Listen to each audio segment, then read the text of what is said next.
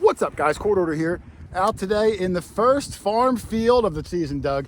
Now this field is corn, which is not our optimal one. You do whack into some of the stalks, but there's pretty open sections. Some of the rows are a little wider than others, so hopefully we're gonna have a good day. Rich Van Winkle was not able to join us today, so it's just me, Dog Tag Doug, Mexican Doug, Jane Fallon Doug, Musketball Matt. So hopefully we're gonna kill it. We got half a day till the rain starts coming in, so fingers crossed for a good start. Back in the first dig. See you guys soon. Later. Later. Bye.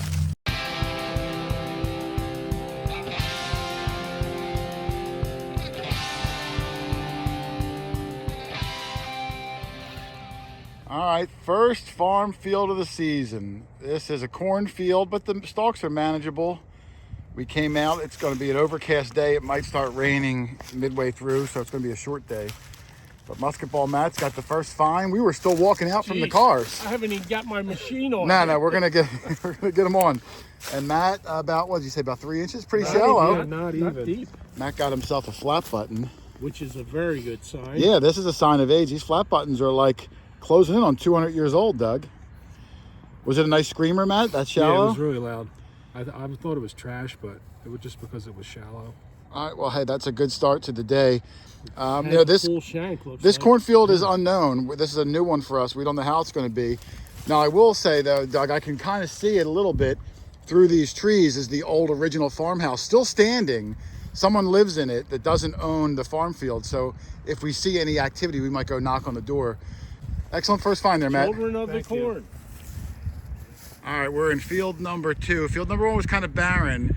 We're trying to get closer to the house, which is beyond that tree line. So we're getting closer. Coming through near this little bushy pile of corn rubble, I had this signal. Pretty solid 42, 43, and I thought, oh, that could potentially be like a wheat penny or something. Dug down about 4 or 5 inches. I put it under this bomb. Can you see it? Oh yeah. And I saw a copper circle, so I immediately covered That it looks up. like a matron size. It feels thin already, I'll tell you. Does? Oh, Doug, I left my flashlight in the car. Son of a gun.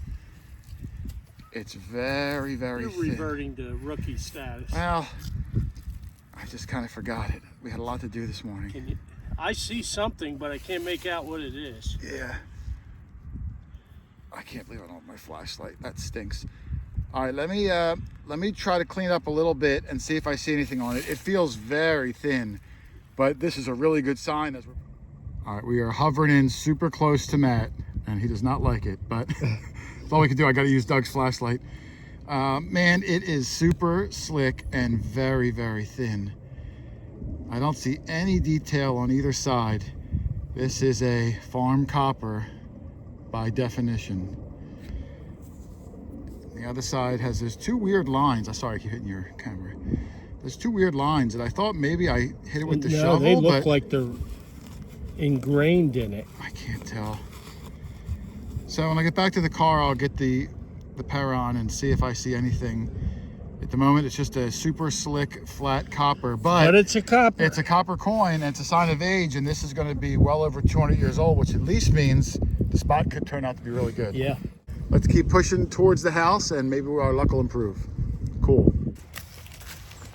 All right, Dog Tag Doug said he's got something good that could be sterling. It's just hard to get over, Doug, with these corn stalks everywhere. Detecting in corn is not at the top of my terrain list, that's for sure. Let's see what he's got. Sterling. Ooh. Do you think? Well, my first guess looks like stainless steel, honestly. Yeah. It feels heavy, like. My second guess, only because it says stainless steel. Good guess. Look at those letters. Yeah, it's got some lettering. HUP. Yep, HUP. Probably owned by a quarterback. Why, what's that mean? Hup, hup. Well, yep, it's probably not the oldest spoon we've ever found. Nah, a fork, I mean. Yeah. It wouldn't be a spoon at all. But it's an interesting find. I will say, well done. Another sign of life. Yep, you can use that later for Thanksgiving dinner. Jason got another great signal. This one's a little weird. Good, at least good enough to attempt a live dig. Here, you can let them hear it, Doug, if you want. Yeah. It sounds good, but it's so Yeah. loud, like volume 100, that and you hear that way it pinpoints.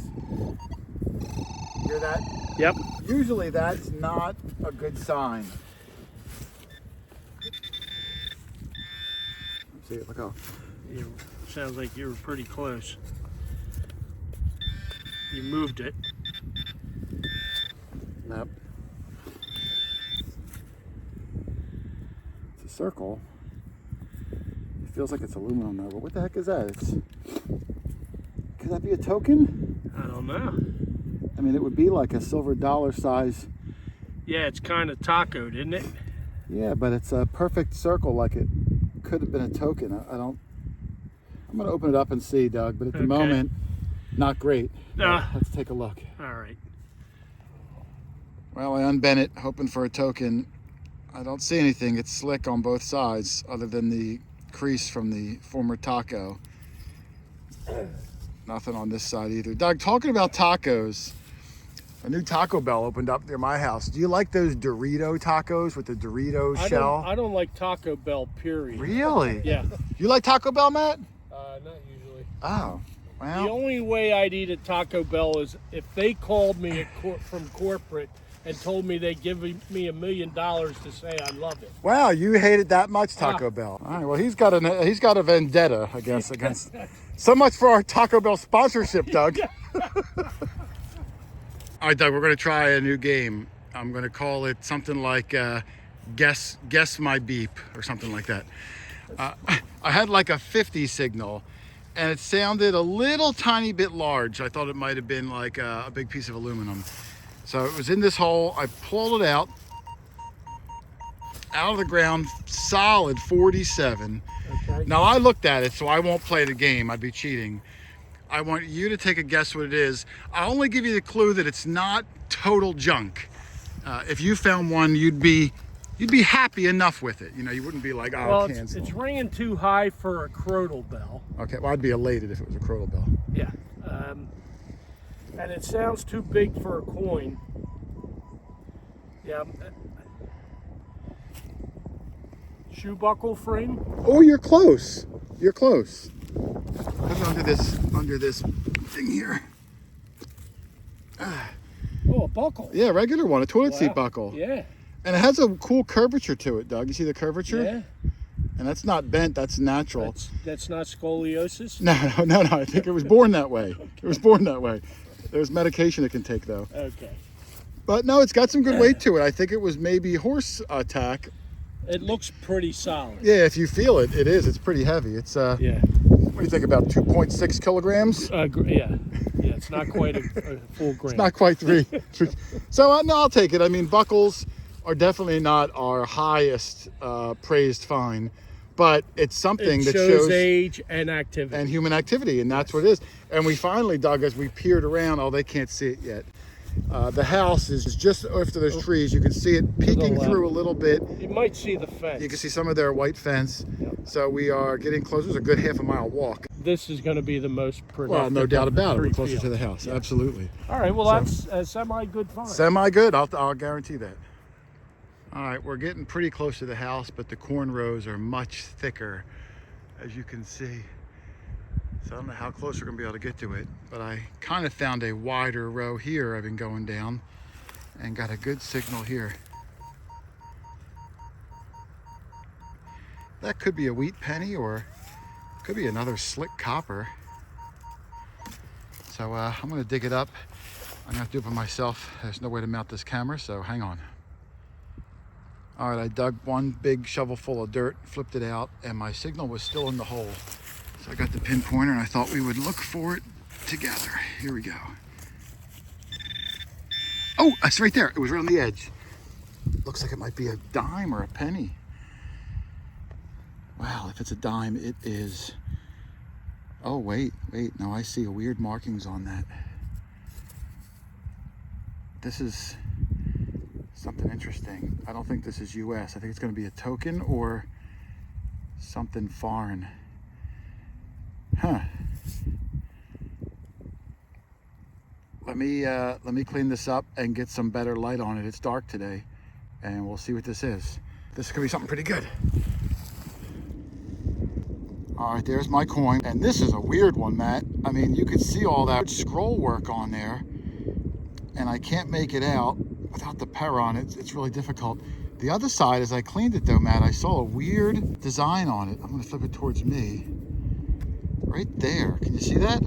I think there's a date at the bottom. Yeah, I think there's a date and there's an image in the middle. It almost looks like an elephant on the right and then like a guy sitting in a chair on the left. I don't know what it is. So I'm still not sure if it's a foreign coin or a token. I'm gonna brush it down a little better and we'll come back and see if I can get an even better shot at it. Hang on. All right, here's the coin, cleaned up as best I could in the field. I don't really have anything with me. And because I didn't bring the flashlight, I'm hoping that this towel will create some contrast for you to make it out. This is actually a Dutch coin of King Leopold I, who reigned from 1832 to 1865, I think it was. And this side, it's not a date at the bottom, it actually says 1 cent.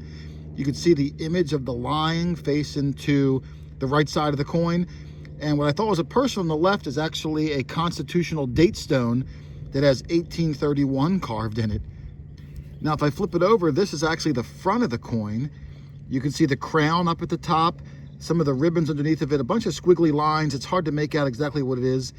The date would be at the bottom, and it's really hard to see, but from one angle, I thought it said 1834.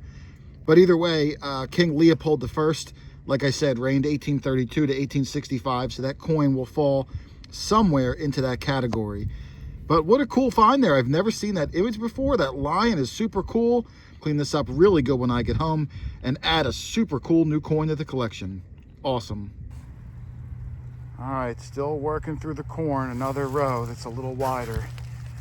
But right over to the side, Matt called and said he has what he thinks is a button. It's not a button, maybe it's a small donut. I haven't had breakfast today. Let's see. Oh, yeah, 100%. Yeah? Yeah, and it looks like it's a blowhole button. Really? Yeah, you can see the holes in it. Unless it, not a blowhole, I'm sorry. The back of a two-piece button. Oh, okay. The top would have been put on, crimped over the edges. It's raining heavier now. So yeah, it's just the bottom piece of what I'm gonna say was a two-piece button. And the top would have had a cool design on it. Two-piece buttons are always, you know, well represented with imagery and stuff like that. So that's a pretty cool piece. Matt, was it a nice tone? It was a nice tone, but it was a low tone. It wasn't really like a great signal, like a high tone or anything. Yeah, the top piece would have been the money shot. But no, definitely a button. And it's raining pretty hard. We are in the front of the old house. I mean, right outside of the front door, although, you know, 150 yards out. And the corn is going to stop us from doing a super thorough hunt. But this would be the best spot outside of getting inside that fence. But they're not going to come outside in the rain. So we're going to try to work it until the rain gets the better of us or until we just get so frustrated with corn and start throwing stalks at each other. But hey, good find there on the interesting button. All right, thanks. All right, it's been tough. We're as close to the house as we can get, but these corn stalks are difficult. If you've never detected before, I'm going to show you what I mean just to give you an example so you'll kind of know why typically we don't do cornfields. So I am in a wider row. You can see this row I'm in has a bigger gap. Most of the rows are very thin, like over there, impossible. And I knocked down a few of the stalks on each side just to show you. You know, in a good field or a house or anything, you want to get a big swing on like this. And I'm still hitting stuff. But this swing is probably, I don't know, maybe 6-7 feet from left to right. So as you walk, not only you're overlapping your swing, you're covering in front of you, but you're also covering 6 to 8 feet, you know, 3 feet on each side. When you get into corn like this, what happens is your detector bangs up against these stalks. So A, it causes falsing. B, you're whacking your coil, and coils are not cheap. And then C, you're only really getting the swing in right there. So if there was a signal right there, I'm gonna miss it. I can't get to it. Or same on the other side. So I can only swing in a very tight area. In this row, impossible. I wouldn't even be able to move it. In this slightly wider row, I can get a little swing on. So it's incredibly challenging, and we're not very efficient, just kind of hoping something falls in this little area, totally missing anything on one side or the other. Typically when we get a big farm that has corn in it, we kind of save it for next year, because most farmers will alternate corn one year, soybean the next. Soybean, they will cut all the way down to the ground, easy swinging. Corn, they leave these 3-foot high stalks up all winter long, helps with erosion. They'll break down, and the nutrients from the stalks will help the soybeans grow the following year. So typically we don't do corn, but it was the first farm field of the year. It was right up against the 1730s house, so we thought it would be good. It probably is good. We just, we're not gonna know for sure because these darn stalks are just everywhere. So we'll make the most of it for an hour or so. It's still raining at a decent clip, so we'll probably have a half a day anyway. But let's hope for the best and we'll keep on going. Matt just had a signal 3738. Still trying to get used to this. Yeah, it's a new machine. A 40 or higher is really what you're hoping for. 37 is like a good chance it's going to at least be copper or brass. It's that 29 to 35 where you get a lot of aluminum. But I mean, Rich gets a lot of buttons in that area. I just, it depends on how much trash you feel like digging. Oh, a nice little one, Matt. Yeah. He's got a little cuff button. It's dark today and there's just no good light for me to hold it in. It's very thick too. Full shank. And some writing on it. yeah, I was gonna say, without the flashlight, now everyone can see why I bring that power on every week. There is some writing on the back. I think I'd see OL, probably says, don't even know. But I do like how thick it is. And this mat is probably 200 years old also. These style flat buttons are like 1820s, 1830s era. So we are getting on some pretty good stuff. The corn makes it difficult, but we are eking out a pretty decent day. And this will be a spot we definitely come back to next year when there's soybeans. For sure. Yeah, good job, man. Nice find. I got an interesting one here. It's a little bit bouncy, high 30s. I don't think it's going to be aluminum. It sounds good when I pinpoint it. I'm going to dig this up. I'm right in front of the house. It's getting as close as I can, staying in the cornfield. But that sounds promising. All right, I think I do have a good one. I dug down maybe about 4-inch plug. I kind of spread it out around here, swung over the tailings. Wasn't in there, it was still in the hole. So I get the pinpointer out and I kind of start going around the edge and whatnot. I heard it there and I see a round edge right there. I think it's going to be a coin or a button. Yes, it is. Matt's way up there. Doug is way down near the road, so it's just me here. Let's see what it might be. It's a coin. What is that? I'm getting these weird coins today. It's another non-US something or other.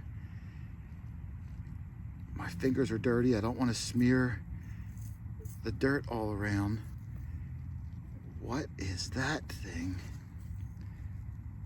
Could be a token. It feels thin and it feels light. I don't know if that's a wreath or what. All right, let me get a brush, clean this up, and I'll come right back. I'm having a pretty good day. All right, I cleaned it up a little bit and Matt came over. I don't have the power on again, so we're making do. But I have no idea what the heck this thing is. This is probably quarter size, maybe even a tiny bit bigger than a quarter. There's writing all around the rim, and I'm having a hard time making out what any of the writing says. More scroll work, kind of like that other thing I got. And I'm not even sure how to orient it, so I'm just kind of moving it around so when I look at it later, maybe I can figure it out. I'm going to flip it over because I don't know what the heck it is, but I can see a date at the bottom, 1784, and then above it, it says, I don't even know, STU something blobby ER, a Stuver. It's got 1 over something. Oh yeah, top. 1/4 at the top. It must be a farthing of some sort. 1/4 Stuver, 1784, and it looks like there could be some leaves above the R and the S in Stuver, maybe like a holly leaf or something. Have to give it a real efficient cleanup later. That's amazing. I've never heard of the coin. but that date is massive. I've never seen a date so large on a coin before. Oh, sorry. Whatever one Stuver is, and so much writing on this side, and it's very, very thin. It's been in the ground a long time, and the edges are starting to get chewed up. So it's, I don't know what kind of metal it's made out of, but it's slowly like chipping and everything all around the edges. But what a cool coin that is, Matt. Never seen it or heard of it before, but it's a 1/4 Stuver from 1784. Wow. That is crazy. So a 1784, we looked it up, German Stuber, S-T-U-B-E-R. And from the pictures I saw of good undug ones, the date is raised so high off the coin. I think that's why this one stuck out. Awesome coin for me. Dougie's gonna finally come up and do closer to the house. So hopefully we'll all finish strong before we have to go. Let's keep going.